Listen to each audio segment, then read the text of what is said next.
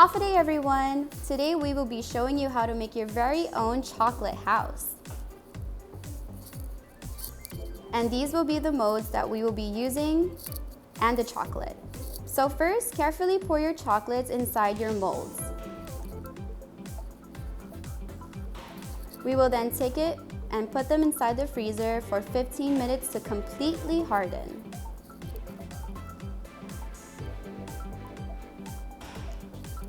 Then carefully pop them out of your molds to peel them off.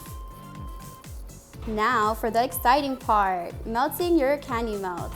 Go ahead and continuously stir them until liquefied.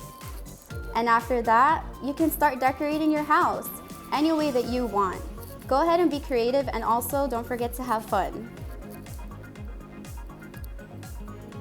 Next, may seem like the most difficult part, but I promise if you bring a friend, it will be easy. Using the chocolate that we gave you, go ahead and start gluing your house all together. And be patient.